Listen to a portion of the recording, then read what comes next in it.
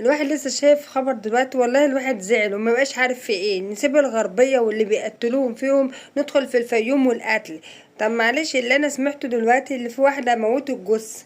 هي ماتت موتوا الجثة عشان بيضربها واهانها وشتمها، ولا عشان العين اللي بصلها في حياتها؟ احنا ما بنرحمش بعض ليه كل واحد باصص في حياة التاني؟ بتاكل ايه وبتشرب ايه؟ ده يمكن بقت عارفة التفاصيل. يعني الواحد يدخل بيته ايه؟ يدخل شياطين بيوته؟ يعني جارة تدخل عندي بس الأكل والشرب والحياتي؟ ليه كده؟ ما نصلي على النبي يا جماعة، مش كده. الراجل اللي مات ده مات من العين، من اللي انتوا بتعملوه فيه. بصتوا فيه.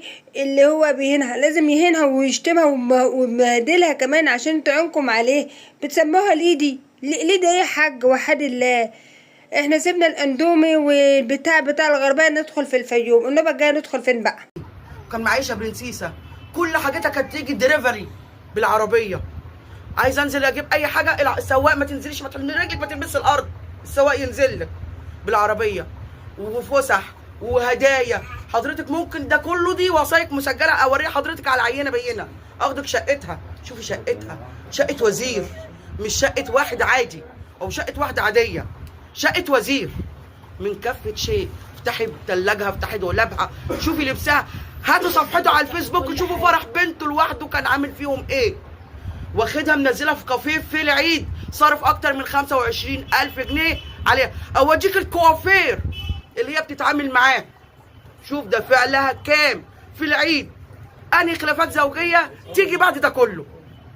فين الخلافات الزوجيه؟ فين؟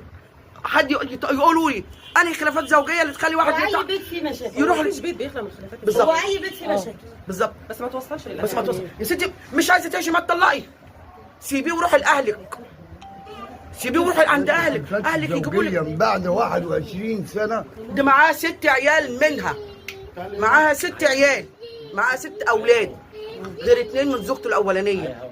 معاها 7، معاه مش ممعوش. معيشها برنسيسه اسمها الليدي مروه، مش مروه جمال. هي مقيمه عندنا في العيله الليدي مروه. عارف يعني ايه واحد يقيم مراته بالليدي؟ بالبرنسيسه؟ ما بتشتغلش. لا ما بتشتغلش. بقول لحضرتك ما بتنزلش تجيب كيلو قوطه، ما بتنزلش تجيب كيلو قوطه. عيالها لما كانوا صغيرين يحبوا يطعموا عشان ما يبهدلاش، بينزل امه. ياما معلش انت روحي طعمي عشان هي مش هتعرف.